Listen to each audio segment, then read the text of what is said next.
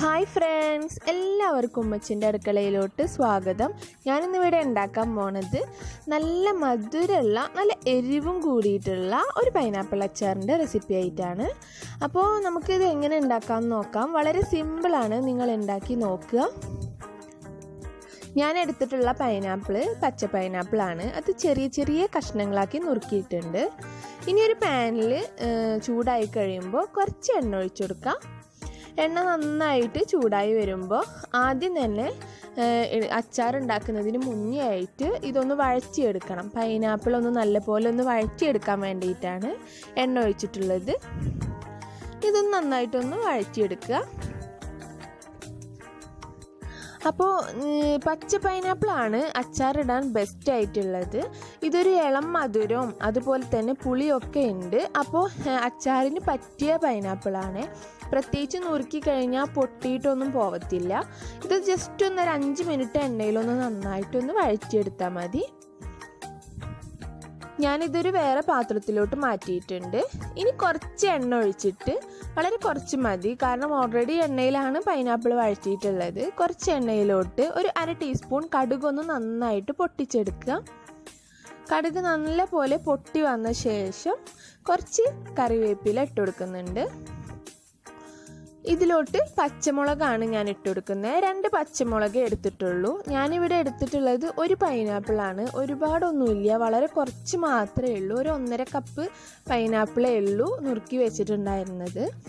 ഇനി ഇതൊന്ന് ജസ്റ്റ് ഒന്ന് നല്ല പോലെ ഒന്ന് വഴറ്റി കൊടുക്കുക. കൂടുതൽ ഇൻഗ്രീഡിയൻസ് ഒന്നും ചേർക്കുന്നില്ല കേട്ടോ, വളരെ സിമ്പിളാണ്.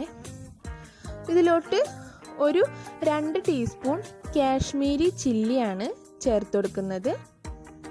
ഞാൻ കാശ്മീരി ചില്ലി ചേർത്തിട്ടുള്ളത് കുറച്ചൊരു കളറിനും അതുപോലെ തന്നെ പാക എരിവും ആയി കിട്ടാൻ വേണ്ടിയിട്ടാണ്. സാധാ മുളക് പൊടി ചേർത്ത് കഴിഞ്ഞാൽ നല്ല എരിവ് കൂടിപ്പോവും, പോരാത്തതിന് കളറും ഉണ്ടാവില്ല. അപ്പോൾ നിങ്ങൾക്ക് ഇഷ്ടമുള്ളത് ചേർത്ത് കൊടുക്കാം കേട്ടോ. ഞാൻ ഇതിലോട്ടൊരു 1/4 ടീസ്പൂൺ മഞ്ഞൾപ്പൊടി കൂടി ചേർത്ത് കൊടുക്കുന്നുണ്ട്. ഇനി ഇതൊന്ന് നന്നായിട്ടൊന്ന് വഴറ്റി കൊടുക്കുക. അപ്പോൾ പൊടികൾ ഇടുമ്പോൾ കരിയാതെ ഇരിക്കാൻ പ്രത്യേകം ശ്രദ്ധിക്കുക. ഒന്നില്ലെങ്കിൽ ഫ്ലെയിം ഓഫ് ചെയ്യുക, അല്ലെങ്കിൽ നല്ലോണം ലോ ഫ്ലെയിമിൽ ഇട്ടിട്ട് വഴറ്റിയെടുക്കുക. ഇനി ഇതിലോട്ട് വഴറ്റി വെച്ചിട്ടുള്ള പൈനാപ്പിൾ ചേർത്ത് കൊടുക്കുക. എണ്ണയൊക്കെ തെളിഞ്ഞ് വന്നിട്ടുണ്ട്. അപ്പോൾ നിങ്ങളൊരു കാര്യം ചെയ്യുക, പൈനാപ്പിൾ ഇങ്ങനെ വഴറ്റിയിട്ട് തന്നെ ചേർക്കണം കേട്ടോ, എന്നാലുള്ള ആ ഒരു പെർഫെക്റ്റ് ടേസ്റ്റ് കിട്ടത്തുള്ളൂ. അല്ല സാധാ പോലെ പച്ചയോട് കൂടിയിട്ട് ചേർക്കുമ്പോൾ അതിൻ്റെ ഒരു പെർഫെക്റ്റ് ടേസ്റ്റ് കിട്ടൂല, അതൊരു ടേസ്റ്റ് ഉണ്ടാവില്ല. അപ്പോൾ അത് പ്രത്യേകം ശ്രദ്ധിക്കുക. ഇനി ഇതിലോട്ട് മധുരത്തിന് വേണ്ടിയിട്ട് ഒരു 1.5 ടേബിൾ സ്പൂൺ പഞ്ചസാര ചേർത്ത് കൊടുക്കുന്നുണ്ട്. ഒരുപാടൊന്നും ചേർക്കണ്ട, 1.5 ടേബിൾ സ്പൂണ് പാകമാണ്.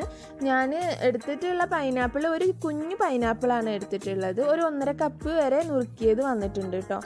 അപ്പോൾ അതിലേക്ക് ആവശ്യമായിട്ടുള്ളതാണ് പറയണേ. അതൊരു 1/4 ടീസ്പൂണ് ഉപ്പും കൂടി ചേർത്ത് കൊടുക്കുന്നുണ്ട്. ഇനി ഇതൊന്ന് നന്നായിട്ടൊന്ന് യോജിപ്പിക്കുക. ശേഷം ഇതിലോട്ട് ലാസ്റ്റായിട്ട് ഞാൻ ഒഴിച്ചു കൊടുത്തിട്ടുള്ളത് വിനീഗറാണ്. വിനീഗർ ഞാനൊരു 3 ടേബിൾ സ്പൂണ് ആണ് ഒഴിച്ചിട്ടുള്ളത്. കൂടുതൽ പുളി ഇഷ്ടമുള്ളവർക്ക് 1 ടേബിൾ സ്പൂണും കൂടി എക്സ്ട്രാ ഒഴിച്ചു കൊടുക്കുക. ഇനി ഇതിലൊന്ന് കിടന്നിട്ട് ഒന്ന് തിളച്ചാൽ മതി, നമ്മുടെ അച്ചാർ റെഡിയാവും. അപ്പോൾ അച്ചാർ ഇവിടെ ഒന്ന് തിളച്ച് തുടങ്ങിയിട്ടുണ്ട്. നല്ല പോലെ ഒന്ന് തിളച്ച് കഴിയുമ്പോൾ ഫ്ലെയിം ഓഫ് ചെയ്യാവുന്നതാണ്. ഞാനൊന്ന് ടേസ്റ്റ് നോക്കിയപ്പോൾ എല്ലാം പെർഫെക്റ്റ് ആണ്.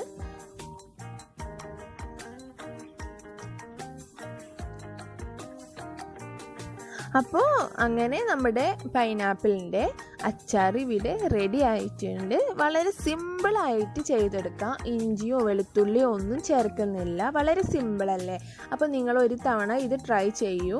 ചൂടൊക്കെ ആറിയ ശേഷം ഇതുപോലെ ഒരു കുപ്പിയിലോട്ട് ഇത് മാറ്റിയിട്ട് ഫ്രിഡ്ജിൽ സൂക്ഷിച്ചിട്ട് നമുക്ക് ഇഷ്ടമുള്ളപ്പോൾ ഒക്കെ കഴിക്കാവുന്നതാണ്. അപ്പോൾ നിങ്ങൾക്ക് ഈ വീഡിയോ ഇഷ്ടമായിട്ടുണ്ടെങ്കിൽ ഒന്ന് ലൈക്ക് ചെയ്യൂ, ഒപ്പം തന്നെ മറ്റുള്ളവർക്ക് ഷെയർ ചെയ്യുക. എന്തെങ്കിലും ഡൗട്ട്സ് ഉണ്ടെങ്കിൽ താഴെ കമൻറ്റ് ചെയ്യുക.